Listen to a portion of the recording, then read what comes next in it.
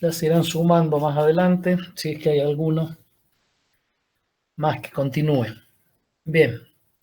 Eh, la clase pasada habíamos dejado en... Perdón, primero, ¿me escuchan bien?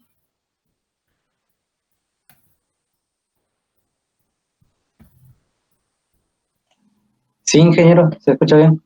Bueno, perfecto.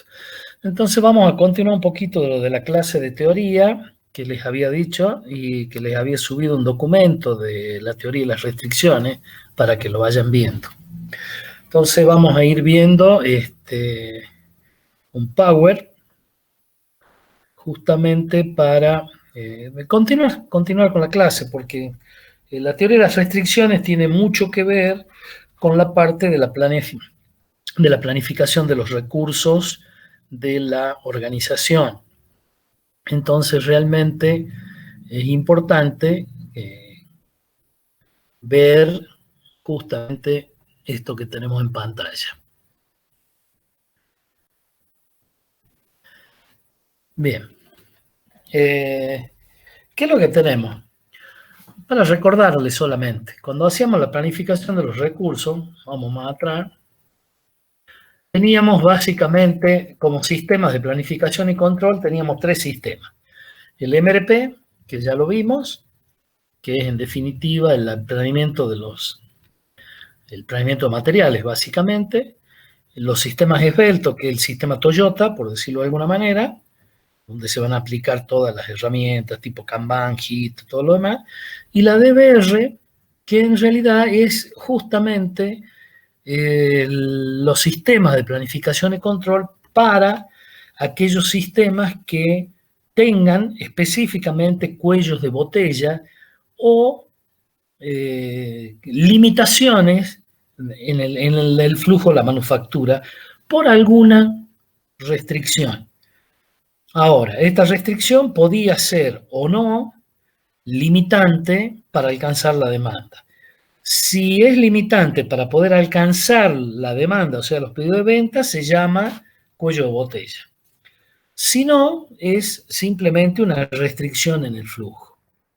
Quería recordarles esto, que entonces teníamos el MRP y después teníamos justamente el sistema DBR. El sistema DBR es lo que se llama sistema tambor amortiguador cuerda. Entonces, específicamente, ustedes tienen que identificar en los sistemas si existen cuellos de botella o CCR, en definitiva, zonas en las cuales haya un recurso que sea una capacidad que limita el sistema. ¿Dónde está la diferencia? Los dos son limitantes del sistema, los dos son limitantes del sistema.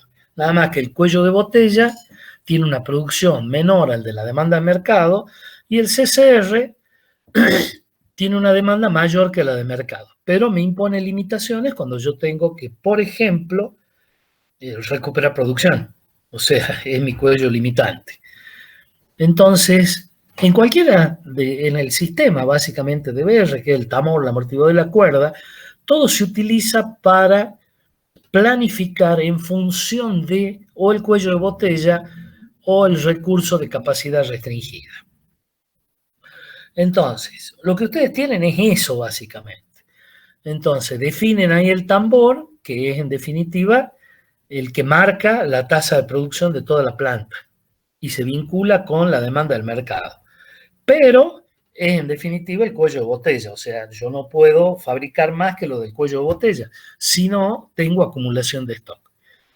El amortiguador no es otra cosa que una barrera en el tiempo que lo que hace es que siempre los recursos cuello de botella, los recursos restringidos, tengan material para funcionar siempre, permanentemente, ya que es el recurso limitante del sistema que siempre tenga carga.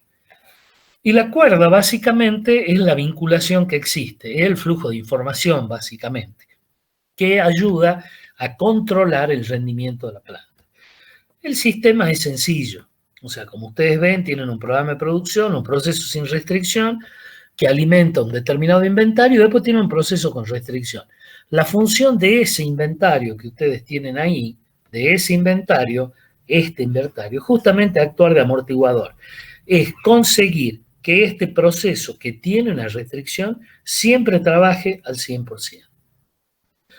Y después pueden haber amortiguadores que son inventarios posteriores a procesos sin restricción, porque no hay en el programa de despacho, por ejemplo, una restricción.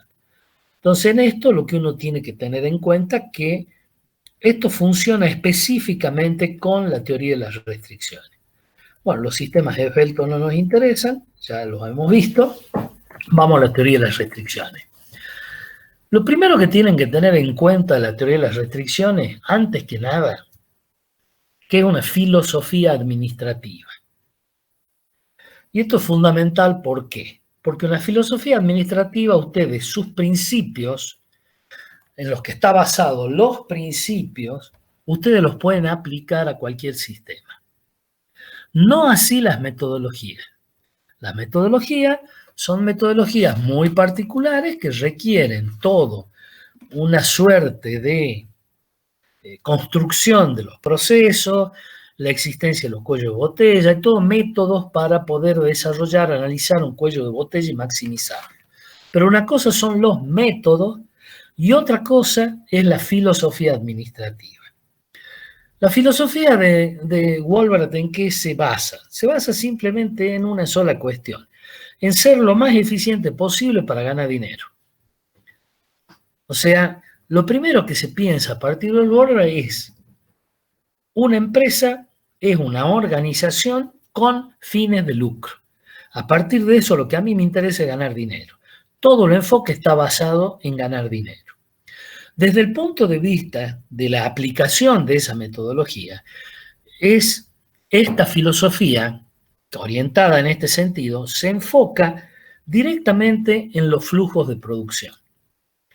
Asumiendo que un flujo de producción equilibrado a la capacidad del cuello de botella del recurso restringido es la función producción óptima. Básicamente es eso.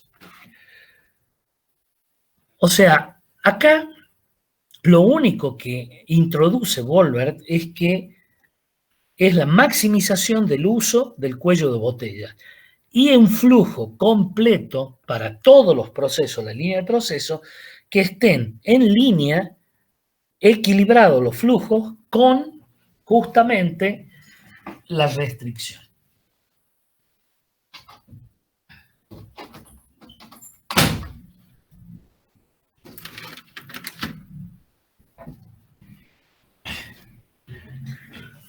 Bien. ¿Cuáles son las ventajas que tiene? Las ventajas que tiene son que no necesitan ni cambios físicos ni organizacionales. O sea, ustedes, esto es conceptual, es una cuestión de programación y de cómo programo. O sea, cómo planifico los recursos. Entonces, directamente acá no hace falta agregar cosas ni ponerse loco, no es como el just in time o con el mismo Kanban. Ustedes lo único que hacen es, lo que tienen es optimizar lo que tienen. Justamente, la optimización que nos permite separar los pocos vitales de los muchos triviales, mejorar la planificación y control de la manufactura, porque ustedes están trabajando personalmente, o sea, paralelamente, los flujos de materiales con las capacidades. De tal manera que no haya acumulación en la línea. Bajo el concepto de generar un programa maestro de producción que sea realizable. O sea, un programa maestro de producción factible, que ustedes puedan llevar a cabo y que esté equilibrado para que lo puedan llevar a cabo. Entonces, esto es un poco lo que ustedes tienen que tener. El plan maestro que ustedes puedan realizar que sea válido. Y además de válido, que no haya dudas que puede ser realizado. Pero siempre teniendo en la mano lo que es la planificación simultánea de las capacidades y los materiales.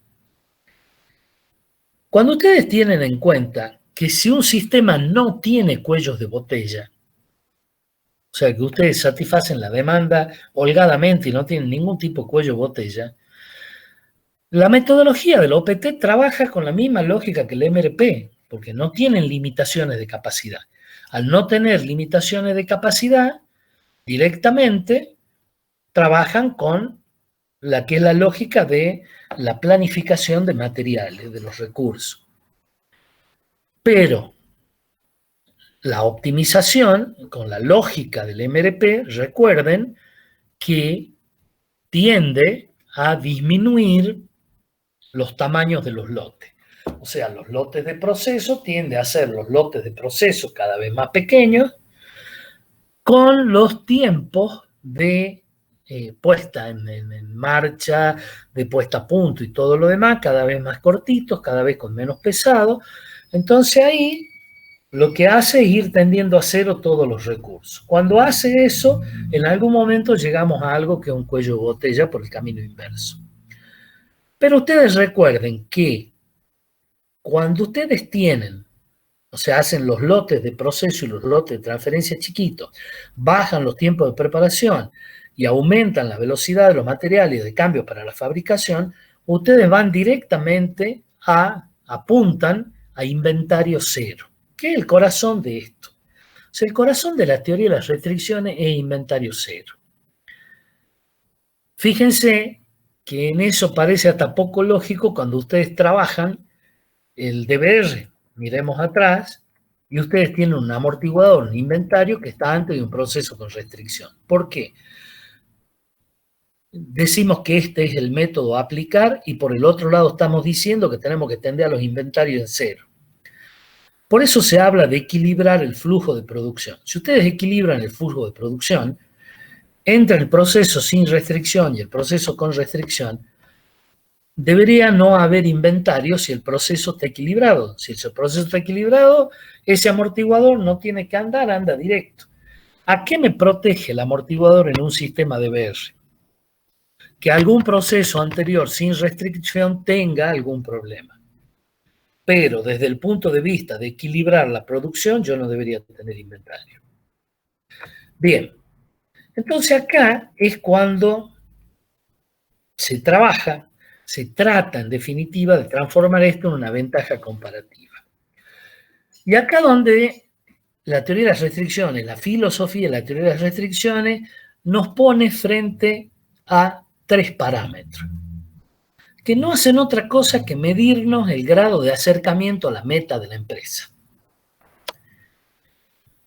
Los parámetros clásicos para la evaluación de las empresas se basan en tres cuestiones que vienen de toda la vida y que derivan de los análisis, digamos, de administración económica, de contabilidad, donde ustedes directamente, ¿qué midan? El beneficio neto, o sea, la utilidad neta.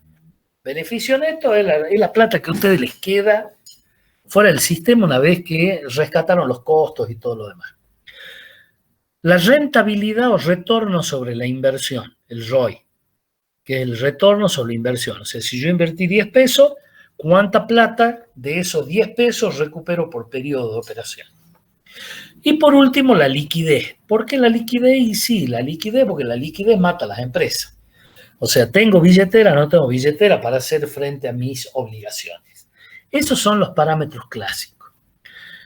¿Cuál es el problema de los parámetros clásicos? Los parámetros clásicos, si ustedes les analizan como están muy atados a lo que es la vieja teoría de costos, del análisis de costos.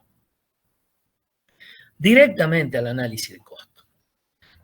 Y desde ese punto de vista, cuando ustedes lo miran de esa manera, además de linealizar los estudios y los análisis, no me brinda demasiada información en términos generales para la toma de decisiones en los niveles operativos. No en los niveles CEO, estamos hablando de los niveles operativos, estamos hablando de varios escalones más abajo de los niveles del CEO. O sea, un CEO, entre el beneficio, la rentabilidad, la liquidez y algunos indicadores financieros más, pueden manejar la historia. Ahora, a nivel operativo, ustedes esto de hablar del beneficio neto, la rentabilidad y la liquidez, es muy difícil de ver. Es muy, muy difícil de ver. Y no permiten que a nivel operativo, o sea, los niveles de decisión un poco más bajos dentro de la estructura de decisión de la empresa, se puedan tomar decisiones válidas y evaluando el impacto que tienen las mismas en decisiones locales, o sea, en ustedes decisiones que van a tomar sobre equipamiento, decisiones que pueden tomar sobre recursos, sobre administración de los recursos y demás, esas decisiones locales que ustedes toman en un lugarcito de la empresa, es muy difícil, pero muy difícil, de evaluar el impacto que tienen al final del cuento en estos tres parámetros clásicos, que sea la liquidez, la rentabilidad y el beneficio neto.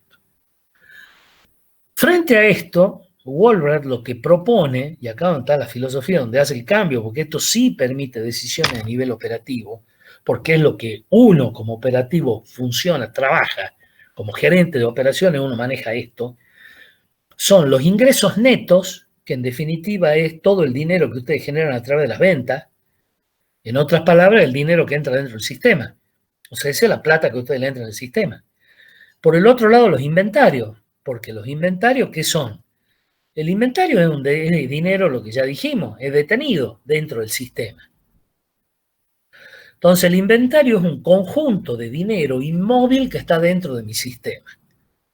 Entonces, cuando yo tengo que sostener un inventario a lo largo del tiempo, ese inventario a lo largo del tiempo es dinero que está retenido dentro del sistema, que no lo puedo usar en otras cosas.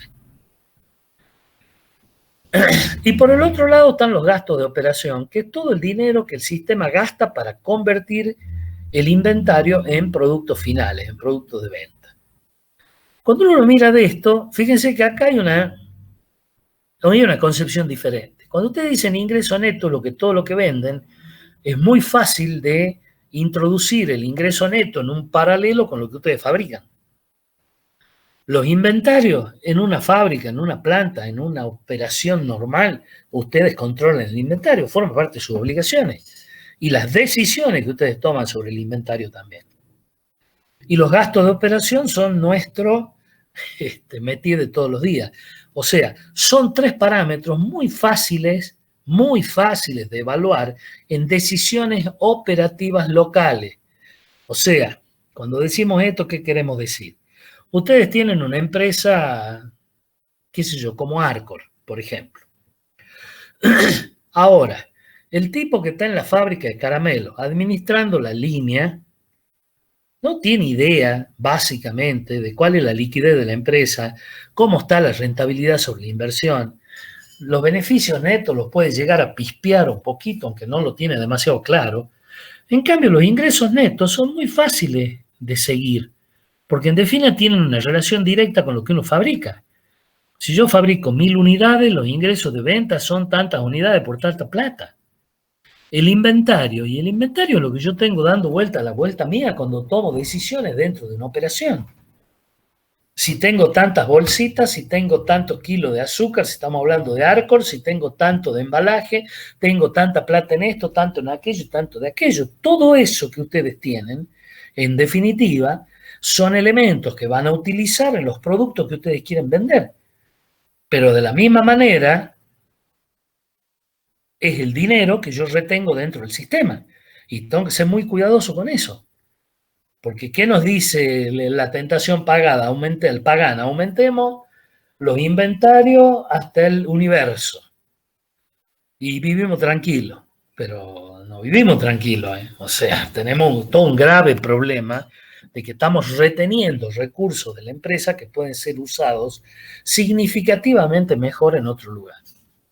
Y los gastos de operación, que son el dinero que ustedes tienen que gastar para. Fíjense que en los gastos de operación, recién ahí empezamos a ver el tema de costo.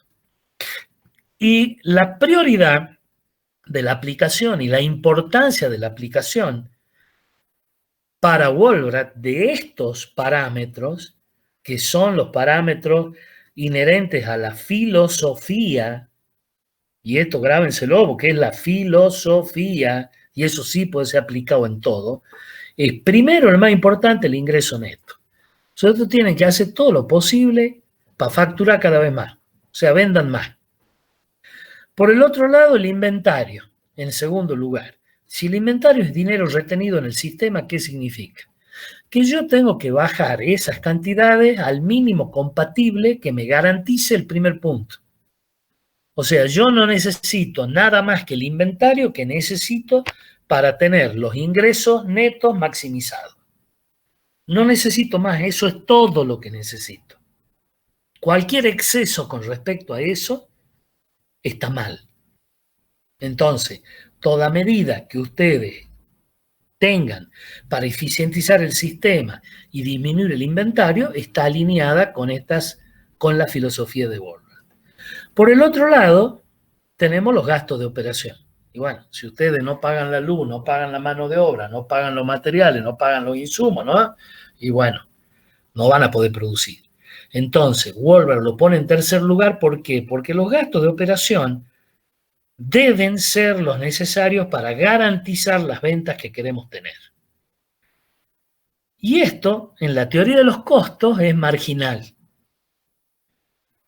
En la teoría de los costos, ustedes tienen que controlar los gastos de operación para que sea lo mínimo posible. En esto, lo que ustedes les están diciendo es que gasten todo lo que hace falta para poder producir y garantizarme los ingresos netos. Ahí es donde directamente se establece la diferencia. Y esta es una cosa, que es la filosofía, que ustedes la pueden aplicar a cualquier empresa.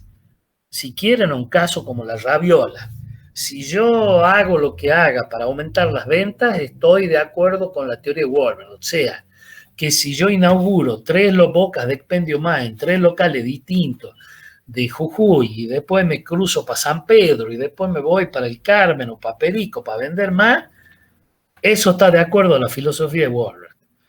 Si yo aumento los productos que quiero vender para aumentar mis ingresos netos, eso está de acuerdo con Wohlrab. Ahora, el inventario. ¿Qué me va a decir Wohlrab respecto al inventario? Tenés que estabilizar tu línea de producción de tal manera que maximices el uso de los cuellos de botella, de tal manera de no tener inventario a lo largo del sistema. Entonces, cuanto más bajo el inventario, mejoré. Menos dinero retenés. Menos dinero retenés dentro del sistema y más dinero es el que vos estás destinando a los ingresos. Y en tercer lugar, los gastos de operación, que también lo pueden aplicar tranquilamente a el caso que tenían de la fábrica de pasta. O sea, si yo puedo restringir mis gastos de operación sin perder la calidad, hacerlos más eficientes, disminuir las mermas por calidad, etcétera, etcétera, y fantástico. Los gastos de operación los voy a tener porque son todo lo que necesito para garantizar los ingresos netos, pero no más que eso. O sea, como ven, la filosofía está orientada a ¿qué? A cualquier tipo de mejora que ustedes hagan que evalúe, que eleve la tasa de los rendimientos que ustedes trabajan.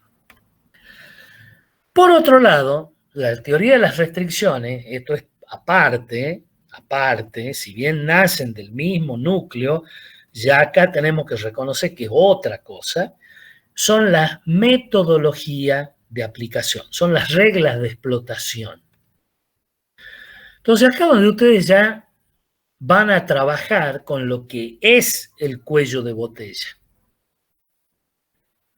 O sea, ¿qué es lo que yo tengo que hacer para eliminar en un sistema los cuellos de botella? Y esto ya es una metodología de trabajo, que además la tengo que seguir en la planificación para evitar que ese amortiguador inventario que ustedes tenían en el sistema de BR, que es el que administra este tipo de sistema, crezca sin ningún sentido real, crezca por crecer.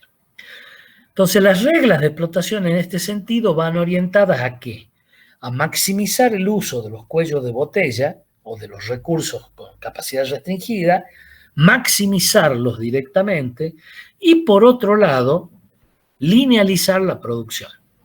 O sea, el cuello de botella es el mandatorio para todo el sistema. ¿Cuáles son los objetivos que ustedes tienen que perseguir? Que las decisiones que ustedes toman localmente,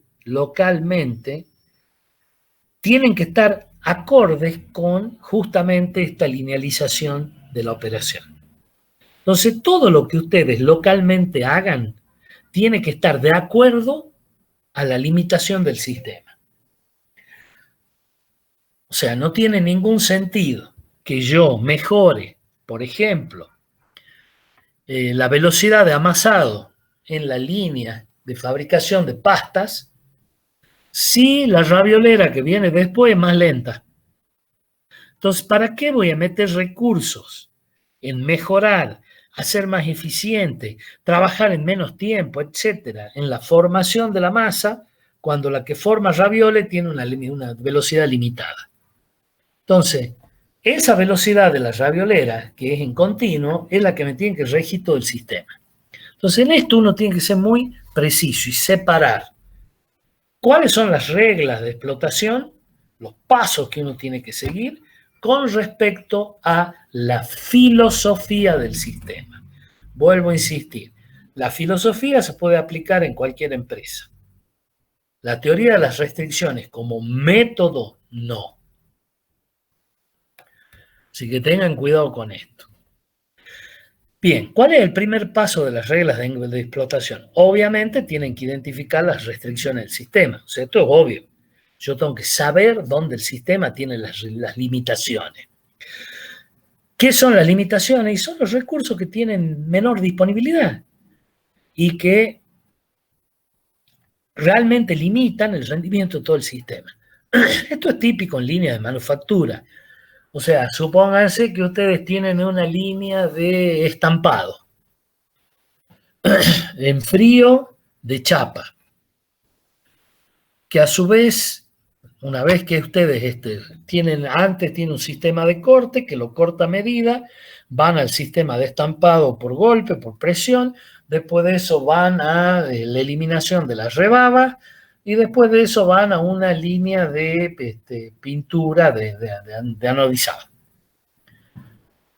Si el corte de chapa me corta 10 chapas por hora y la prensa me da 15 chapas por hora y la rebaba trabaja 9 chapas por hora y el anodizado son 14 chapas por hora, uno cuando mira esto lo primero que tiene que entender es que la restricción del sistema está en la rebaba.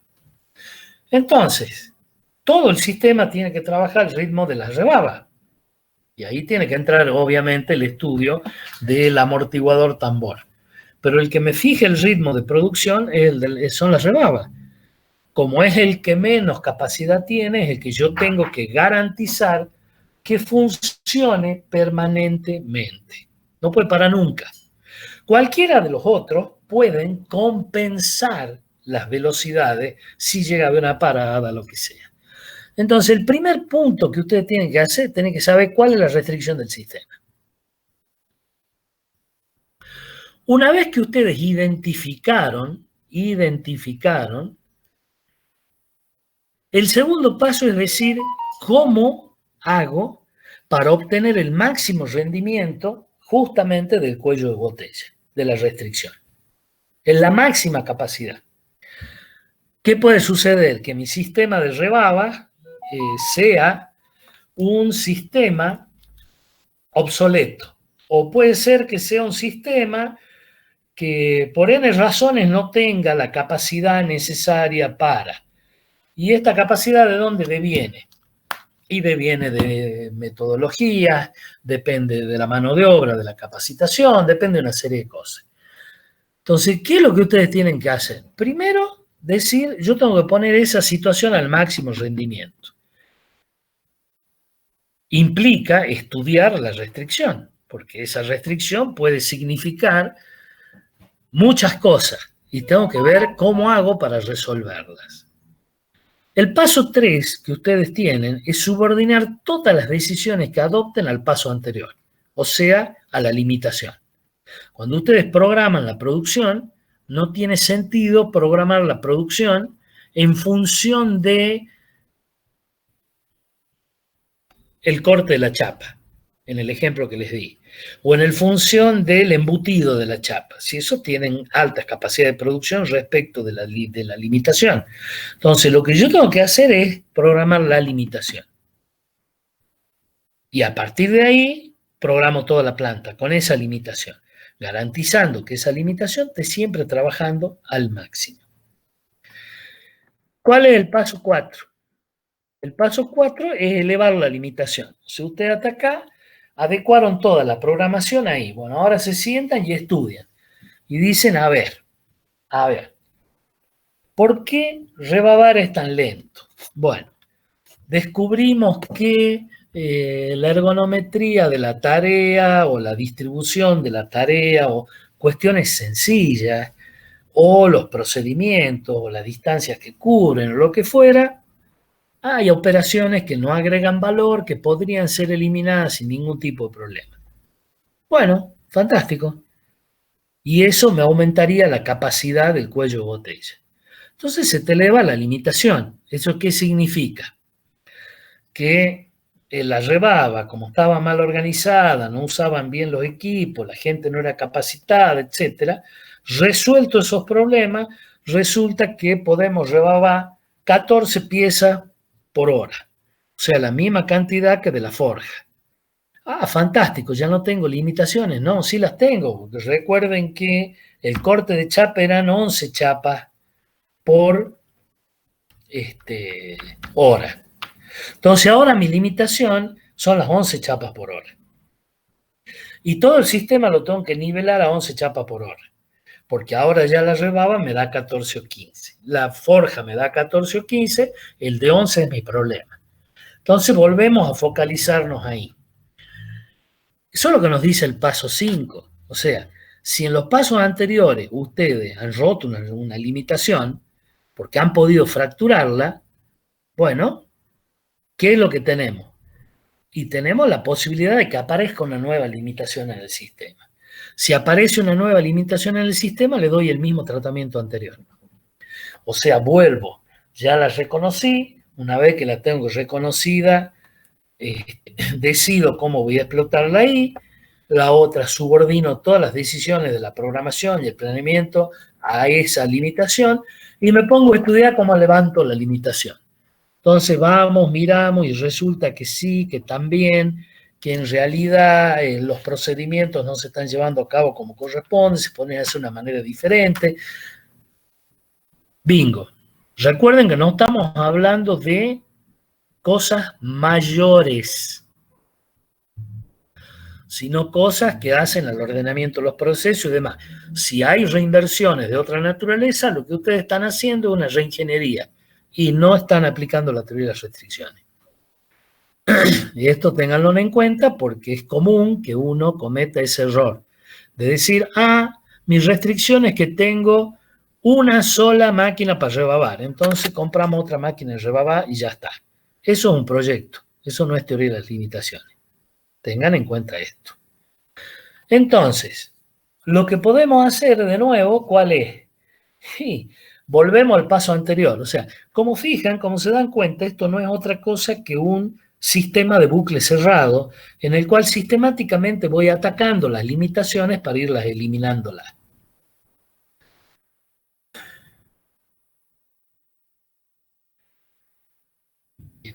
Entonces, esto me garantiza a mí, ¿qué cosa? Un proceso de mejora continua. Porque es obvio que siempre va a aparecer una limitación. O sea, una vez cuando yo resuelva la limitación del corte, y el corte ya no es una limitación, alguna de los otros será, salvo que mi fábrica esté perfectamente equilibrada. Cosa bastante complicada de conseguir. Pero siempre va a haber limitaciones, siempre las hay, siempre. Entonces, recuerden que en definitiva lo que ustedes están haciendo es un proceso de mejora continua. Pero un proceso de mejora continua que esté en línea con los parámetros de explotación. Porque cuando ustedes van eliminando restricciones, ¿qué es lo que están haciendo? Cada restricción que ustedes eliminan, el ingreso neto es factible que se aumente. Cada vez que ustedes eliminan una restricción, los inventarios que están manejando deberían tender a la disminución. Si yo estoy eliminando restricciones, obviamente los gastos de operación van a disminuir de forma relativa. O sea, ¿en qué sentido? Y obviamente todos los costos fijos que ustedes tengan los van a licuar en una mayor actividad. O sea, van a ser menores en virtud de la mayor actividad. Indirectamente van a estar satisfaciendo la teoría de costo. Entonces, para esto se trabajan los 5 pasos que guían las reglas de explotación de la teoría de las restricciones. Recuerden que el objetivo siempre es el mismo, que ustedes a nivel local puedan tomar decisiones que sean favorables para la empresa.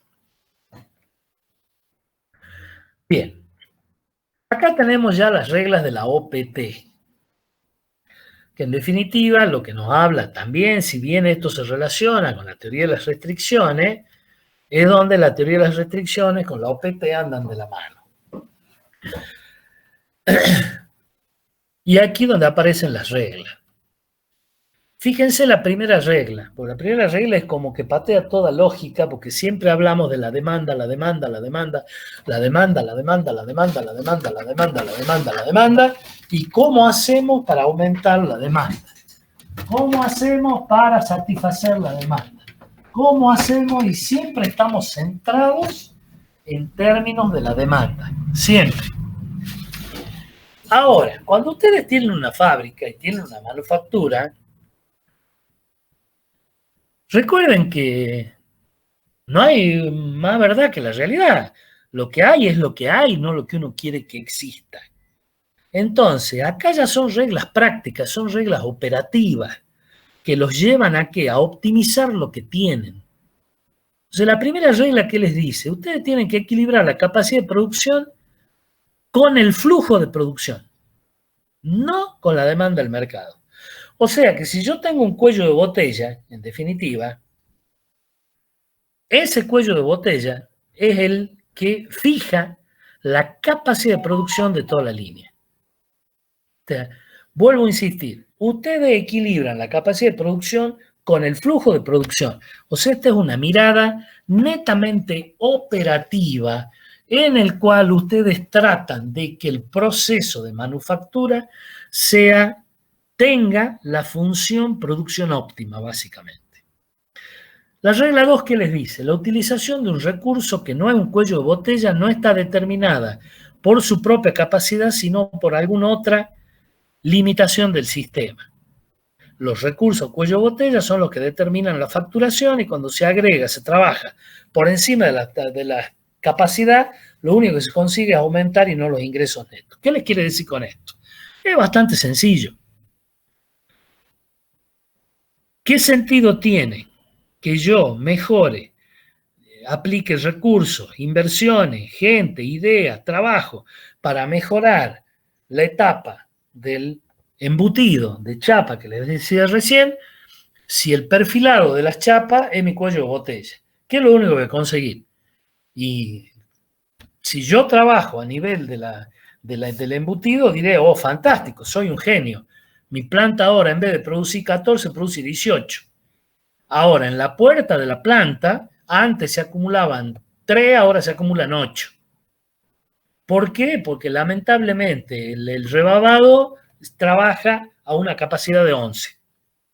Entonces, en esto lo que uno tiene que ser consciente de que los cuellos de botella son los que mandan. Cuando ustedes aumentan las capacidades de otros recursos que no son los cuellos de botella, solamente aumentan el inventario y no los ingresos netos. Y al aumentar los inventarios, aumentaron los costos. La regla 3 es una cuestión más, si quieren, técnica. La utilización y la activación de un recurso no son lo mismo. O sea, ¿qué es lo que tratan de diferenciar? ¿Qué significa utilizar un recurso y qué significa activar un recurso? Utilizar un recurso es la aplicación de un recurso para que el sistema consiga el objetivo. Activar un recurso es simplemente conseguir que funcione. Signifique o no que yo obtenga lucro a partir de esto. Esa es la diferencia entre utilizar y activar. ¿Qué implica? Justamente la misma idea que la anterior. No tiene sentido que yo ponga a funcionar una parte de la fábrica por encima de la capacidad de un cuello de botella bajo ningún caso. La regla número 4, y es también de la práctica, una hora perdida en un cuello de botella es una hora que pierde todo el sistema. Una hora perdida en cualquier recurso que no sea cuello de botella, no pasa nada. Entonces, las limitaciones de un programa de producción concreto se dan específicamente en la administración de los cuellos de botella. La obligación de ustedes es que los cuellos de botella trabajen siempre a full. Tengan mucho cuidado con esto, porque la conceptualización, cuando uno trabaja con cuello de botella, muchas veces es errada. Lo he visto hace no mucho en una fábrica de muebles que fuimos a ver, y justamente me convocó el dueño de la empresa esta, fabricante de muebles, porque según él tenía un cuello de botella que yo se lo tenía que resolver y me pedía que le haga el proyecto para resolverle el cuello de botella. Por supuesto, cuando llegué, lo primero que me dijo, me tenés que hacer el proyecto, me tenés que decir cuánto sale la inversión para comprar otra lijadora. Porque esto es lo que a mí me mata. La lijadora, al cohete, mi cuello de botella, no tiene capacidad, no tiene esto, no tiene aquello. Bueno, ¿cuál es la fácil? Hago un proyectito, pongo otra máquina de lijar, en paralelo le dupliqué la capacidad instalada, me fui a mi casa y viví tranquilo, lo hice invertir $35.000 y en realidad no le resolví el problema, porque el exceso de capacidad instalada no le resuelve el problema. Lo primero que tiene que hacer es analizar. Justamente cuando nos pusimos a ver, estábamos mirando lo que era su famoso cuello de botella y me mostraba la máquina cuello de botella y la máquina cuello de botella y la máquina cuello de botella y que había que comprar otra y que así eran y que las características, que esto para que sea más rápida, para que sea más veloz, para que sea esto, para que sea otro. Y mientras hablábamos, que tuvimos como 40 minutos hablando, la máquina de los 40 minutos se usó 5 minutos. Para nada era un problema de cuello de botella. Era simplemente un problema grave de defectos de planeamiento de los recursos. O sea, en realidad lo que uno tenía que desarrollar no era un proyecto de compra de una nueva máquina, sino desarrollarle un sistema de BR tipo bato de tambor, justamente amortiguador y cuerda, para que esa máquina nunca estuviera parada. Y cuando hacíamos el cálculo de las capacidades, en realidad a la máquina le sobraba capacidad. Lo que le faltaba era planeamiento. Entonces el proyecto de compra de una lijadora se transformó en el proyecto de cómo ejecutar el planeamiento para que ese recurso estuviera permanentemente utilizado, no activado, utilizado. Y ahí es donde radicaba el único problema. Obviamente me perdí un buen negocio, pero bueno, el trabajo hay que hacerlo bien. ¿Cuál es la regla 5? Cuando ustedes equilibran la capacidad de los recursos no cuello de botella con los cuellos de botella, obviamente a los no cuellos de botella les sobra tiempo. ¿Qué es lo que va a suceder? Y bueno, va a estar ocioso. ¿Y qué vamos a hacer si está ocioso? Es otro problema. ¿Qué es lo que yo tengo que tener en cuenta? Que cualquier aumento de producción en un recurso que no es cuello de botella lleva a la acumulación de un inventario innecesario. Entonces, ¿qué es lo que me dice a mí el enfoque de la optimización? No inviertas dinero, ni energía, ni nada en aumentar la capacidad de los cuellos de botella porque no te va a aumentar la facturación de la empresa. O sea, esto orienta siempre a la optimización de los cuellos de botella, lo cual es lógico. Esto hay que pensarlo mucho, mucho en términos de las empresas de manufactura, cuando las distintas partes de la manufactura trabajan como unidades de negocio.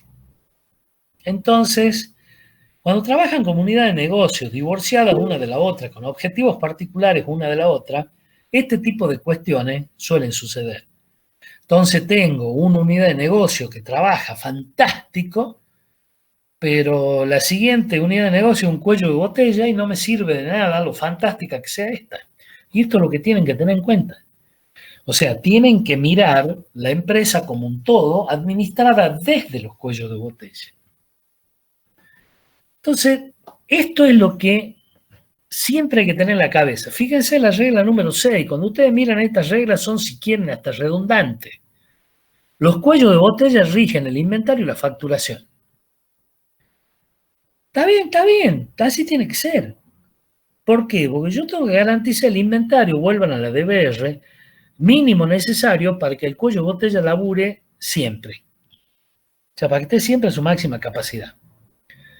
Entonces, en ese sentido, es donde ustedes, vuelvo a insistir, siempre tienen que regir el inventario como la facturación. ¿Qué sucede algunas veces con el MRP? El MRP, una de las suposiciones, recuerden, es que los lotes y los tiempos de suministro son constantes y predeterminados. ¿Por qué? Porque pasa de la suposición que los lotes, los tamaños de lote y los tamaños y los lotes de transferencia, o sea, los lotes de proceso y los lotes de transferencia son iguales.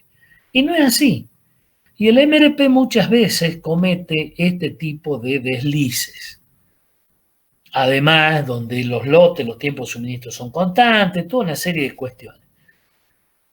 ¿Qué es lo que ustedes necesitan en el OPT? Y el OPT lo que les va a decir sistemáticamente las limitaciones de capacidad y la variación del tiempo de lote y los tiempos de suministro, ustedes las tienen que tener incluidas desde el momento de la programación. Razón por la cual no tienen que hacer correcciones después.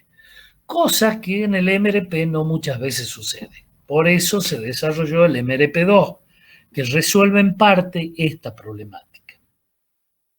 ¿Cuál es la regla 7? La que les decía recién. El lote de transferencia y el lote de proceso. El lote de proceso y el lote de transferencia son dos cosas distintas. Ahora, ¿qué es lo ideal? Que tengan el mismo tamaño.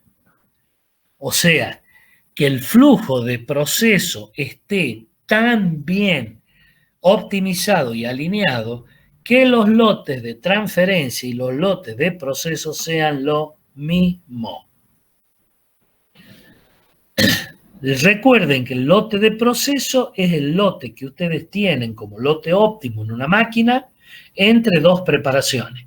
O sea, entre que la máquina entra y sale de operar. No se olviden que si ustedes, esto es manufactura, o sea que si ustedes, supónganse en una línea de producción de perfiles de madera, ustedes ponen a punto las herramientas de una garlopa, pasan los pedazos de madera para que el calado, el cepillado y lo demás se dé como corresponde, verifican todo, bueno, bien, la máquina está a punto. Ahora, la puesta a punto de la máquina les llevó 2 horas. El lote de proceso óptimo para que esas 2 horas, el impacto del costo de operación de esas 2 horas sobre el total del costo sea lo mínimo posible, ¿qué les dice usted de toda la teoría de costo? Que hay que diseñar un lote de proceso que a mí me lleve al máximo la capacidad de proceso, estando dentro de los límites que me fija Tawichi en digamos, los rechazos de calidad. Entonces tengo que extender lo máximo posible hasta ese punto. Y en ese punto paro el sistema, vuelvo a preparar y vuelvo a hacer lo mismo. Ese es mi lote de proceso, que atiende a una serie de restricciones, las restricciones horarias, restricciones contractuales, restricciones de la propia máquina, restricciones de calidad, etcétera, etcétera, etcétera. ¿Está? O sea, hay una serie de límites que ustedes tienen, hasta los límites de la tolerancia influyen en esto. Eso me fija el lote de proceso. Ahora, los lotes de transferencia es otra cosa. En una garlopa, con todo el herramientaje puesto, ya puesta a punto, y probablemente yo pueda pasar un perfil de 3 metros y más o menos en 4, 5 segundos, 6 segundos, el perfil esté completo. Con lo cual, si yo tengo que trabajar 8 horas más o menos, con esa puesta a punto puedo trabajar 8 horas, imagínense. O sea, estoy hablando que voy a tratar alrededor de 500 perfiles, tal vez más. Ahora, ese es mi lote de proceso. ¿Y cuál es el lote de transferencia? Bueno, delante de esta máquina, de esta cepilladora, de esta garlopa, hay otra. Hay un tupí que tiene que hacer una ranura. Y ese tupí trabaja con lotes más pequeños por el tipo de herramienta que necesita, afilados reiterativos, etcétera, etcétera, etcétera, y trabaja de una manera un poco diferente. Entonces, de golpe, yo tengo un tiempo de proceso óptimo para el tupí de 2 horas, en el cual consume una determinada cantidad de estos perfiles que salieron del anterior. Entonces, el lote de transferencia para mí es el lote que recibe esa máquina. Y esa máquina recibe un lote que es la quinta parte del lote de proceso. Bueno, cuando llegué al 20%, levanto esa producción, la paso al tupí y listo. Entonces, ese es mi lote de transferencia para el paso siguiente. Entonces, esto es lo que tienen que tener en cuenta. Obviamente, esto es muy tradicional. ¿Por qué? Porque los lotes de proceso habitualmente tienden a tamaños grandes para minimizar los costos unitarios de preparación. Bien, y cuando ustedes tienen una línea que está balanceada, en una línea balanceada, una de las cuestiones que uno tendría que ver cuando diseña proceso es que los lotes de transferencia y los lotes de proceso sean lo más próximos posible. También la regla 8 habla sobre este tema al decirle que los lotes de proceso pueden cambiar a lo largo de la ruta. Les acabo de dar el ejemplo de la garlopa y el tupí. La garlopa tiene una capacidad de 500 piezas y el tupí de 100. Y ese es el lote de proceso. Y obviamente también los tiempos. ¿Qué es lo que ustedes tienen que hacer? Y bueno, lo tienen que solapar, dividir, acortar, encimar, adaptar. Pero ¿qué es lo que tienen que tener? Un proceso dinámico, donde pueden administrar los cuellos de botella a lo largo de la línea. ¿Cómo lo hacen? A través de los programas de producción. Yo puedo incrementar un lote de operación para una determinada cantidad de tiempo en una garlopa y cambiar después el programa de producción de la garlopa y volverlo a empalmar a los 4 o 5 días cuando el tupí terminó de trabajar. ¿Se hace así? Sí, se suele hacer así. Hay máquinas que por el tipo de trabajo que hacen significan un cuello de botella, pero las máquinas precedentes, los procesos sin restricciones, muchas veces pueden redireccionarse hacia otros procesos. ¿Qué es lo que suele hacerse? Y eso va en combinación, si ustedes recuerdan, cuando vimos inventario, el inventario donde toman en simultáneo la producción con el consumo. Bien, ¿cuál es la regla número 9? La regla número 9, que las prioridades solo se pueden fijar teniendo en cuenta todas las limitaciones del sistema. Y el tiempo de fabricación que ustedes van a tener es el hijo de todas estas limitaciones. O sea, fíjense que acá claramente a dónde los están llevando. Una herramienta que es típica, que es la programación por el camino crítico. O sea, las restricciones justamente me fijan el camino que tiene que seguir el planeamiento. Esto siempre ténganlo en cuenta, siempre.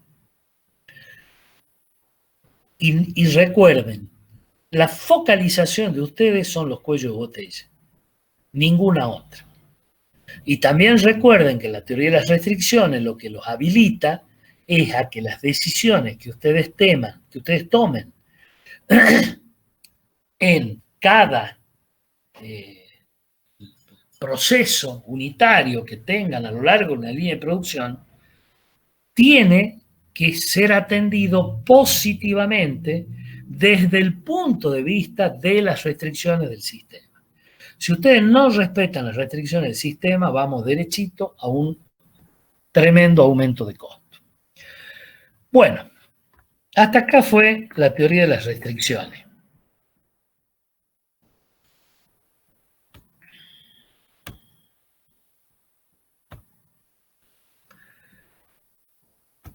Bueno, son casi las 3 de la tarde, hemos estado justito en tiempo. Quisiera saber si tienen alguna duda para que se las aclare ¿Algún ejemplo, algo que quieran discutir?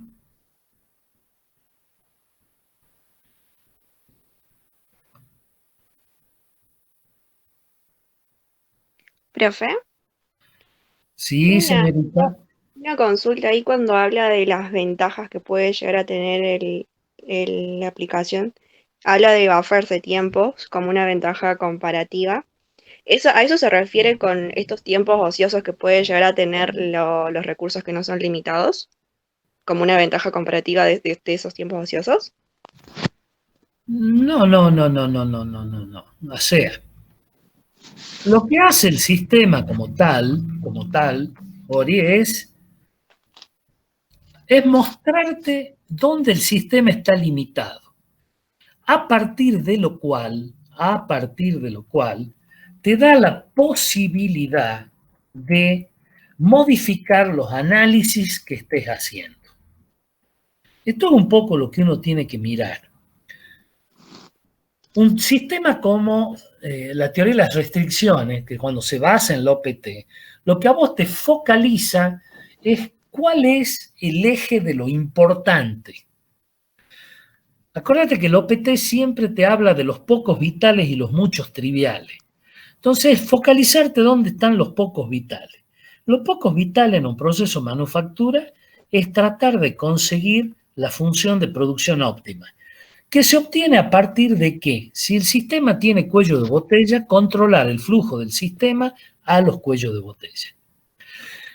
Que en el diseño general que vos hagas del planeamiento,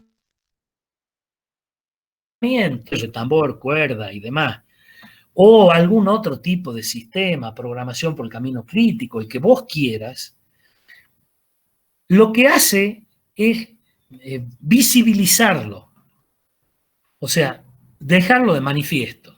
Si yo tengo un cuello de botella que da 10 y una operación anterior que da 20, está justamente en los administradores y en los planificadores del sistema decir, bueno, yo voy a aplicar un sistema de inventario de producción con consumo simultáneo y voy a trabajar un día para esta línea de producción y después trabajo 2 días para esta otra línea de producción, 3 días para aquello y al sexto día vuelvo a trabajar acá para este sistema. O sea, lo que te permite es visibilizarlo. Cuando yo te dije que el lote de proceso de la garlopa era 5 veces superior al del tupí, y me podrías decir, bueno, entonces trabajo 1 hora con la garlopa en vez de 8, en vez de 7 horas, trabajo 1 hora, y el material del tupí, el lote de transferencia es, y después está 6 horas parada la máquina. Desde el punto de vista de linealizar el proceso de producción a partir de lo que hace el tupí en adelante, está fantástico, así es. Pero lo que vos tenés que pensar también es que tu garlopa va a estar 7 horas parada sin hacer nada. Recursos inmovilizados, mano de obra, todo lo demás. ¿Qué te permite esto? Podés utilizar el recurso mano de obra en otro lugar, es un problema de planeamiento, o desarrollar flujos de producción paralelos que utilicen la capacidad de la garlopa y a vos te permita trabajar justamente inventario de producción y consumo. Entonces, ¿qué te quiero decir con esto? Mi garlopa trabaja un día completo para el tupí y después el resto de la semana no trabaja más para el tupí. Queda ahí el material, los 5 lotes de transferencia para el tupí quedan ahí amontonaditos. La garlopa trabajó a su máxima capacidad, las 8 horas, minimizó los costos. El tupí tiene trabajo programado con exceso de capacidad con el amortiguador justamente diseñado para trabajar 5 días. Y la garlopa se pliega ahora para trabajar para el centro de mecanizado. Y el centro de mecanizado es, digamos, es la mitad de veloz que la garlopa. Entonces la garlopa va a trabajar 2 días para el centro de mecanizado. Y después va a trabajar 2 días para la estructura de los marcos de puerta. Y vuelve a trabajar con el tupí. Entonces, cuando vos planeás, programás operativamente, vos vas utilizando todos estos conceptos de lotes de transferencia, lotes de proceso y justamente el diseño del proceso que vos tengas para poder administrar las diferencias de capacidad de las distintas máquinas. sin producir pérdidas al sistema global. Esa es la idea. Esto lo que hace, te las visibiliza y te los pone en la nariz.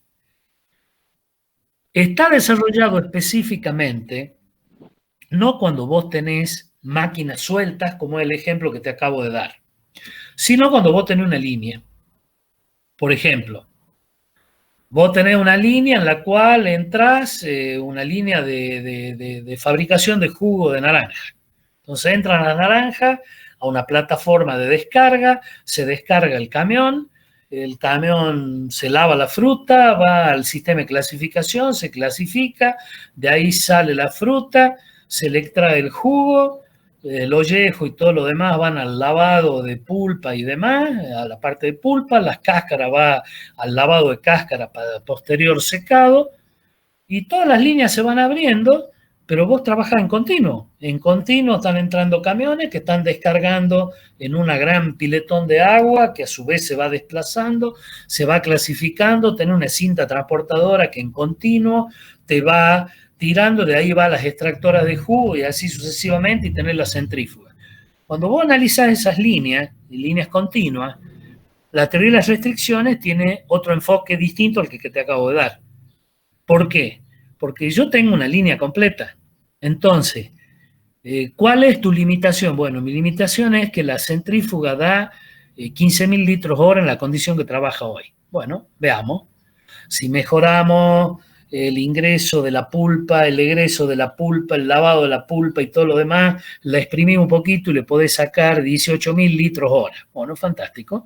Tu nuevo cuello de botella son 18.000 litros hora. ¿Qué puede suceder cuando analizas eso? Que yo ahora en la centrífuga puedo producir 18.000 litros hora, pero no tengo extractora de jugo para eso. Entonces ahora me tengo que abocar a las extractoras de jugo. Las extractoras de jugo dan 1 o 2 toneladas menos que lo que me hacen falta. Entonces optimizamos el tamañado, optimizamos la operación, optimizamos los golpes por minuto, optimizamos los vacíos, etcétera, etcétera. Y de golpe linealicé mi producción de fruta con la de la centrífuga, entonces vamos bien a 18.000 litros hora. Pero cuando hice eso, resulta que mi sistema de clasificación, lavado y descarga me da 17.000 kilos hora. Y así se van corriendo, está desplazando los cuellos de botella en un sistema continuo. Ahora, también hay otros sistemas continuos en los que ya directamente de diseño se hicieron balanceados, a partir de lo cual no hay aplicación de la teoría de las restricciones, porque el sistema nace en sus capacidades balanceado.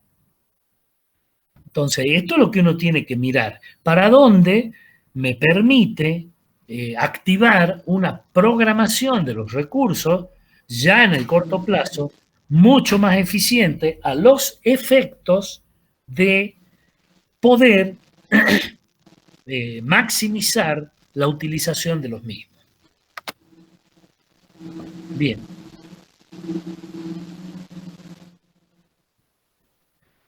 ¿Qué otra cosa?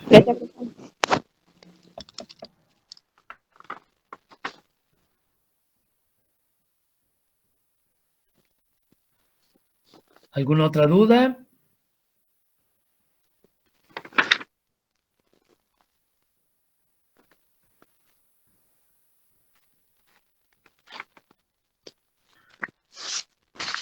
Por las dudas, Ori, Sí. los buffers de tiempo nunca son una ventaja comparativa. Porque el tiempo es un recurso valioso y lo tenés que utilizar. O sea, todos los recursos que vos disponés en una empresa deben ser utilizados al máximo. Resguardar recursos no tiene sentido. Un recurso que vos no aplicás hoy es un recurso que no aplicaste, es un recurso perdido directamente.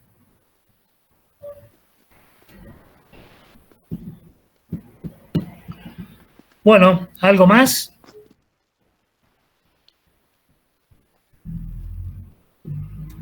¿Alguna otra preguntita? Yo creo que no, profe. Matías, Fabián, Maxi. No, profe, por ahora no. Bueno. Profe, creo sí. que es más conceptual igual la pregunta. O sea, acá hablamos de cuello de botellas. Yo después, cuando elimino ese cuello de botella, a ese recurso, ¿lo puedo considerar como un CSR? Puede llegar a Porque ser un ya CSR, como que quedó. no necesariamente. Ya Pero no siempre. Ah, ok. cada vez que vos eliminás un cuello de botella, tenés que esperar que te aparezca otro.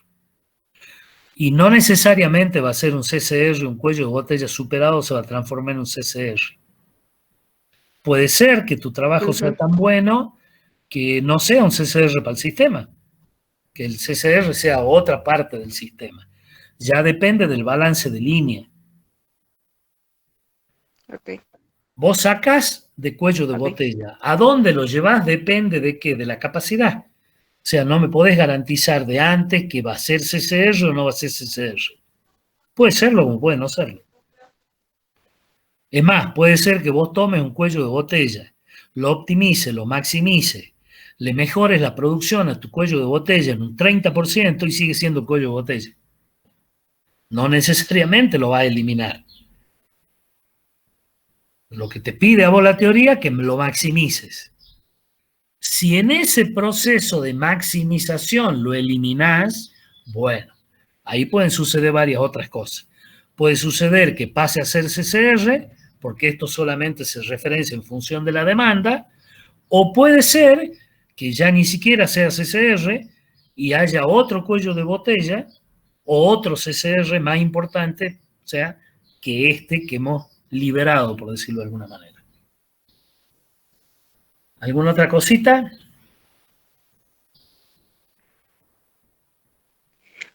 Otra duda, profe, con respecto más que nada al contenido. Después de esto sigue calidad. Avanza con el tema de calidad con otra cosa. Sí, después de esto sigue calidad. Ah, bien. Sigue calidad. Bien, listo. Lo que Gracias, tengo profe. que ver si les voy a incorporar algo de programación o no. Creo que no sé si este año lo voy a poder hacer. Porque la verdad ya incorporé un montón de temas nuevos. No sé si les voy a incorporar programación, creo que no. Tengo que ver un poco más, sobre todo en los programas de los cursos posteriores. Pero sí, lo que seguiría esto es calidad. Bien. ¿Algo más?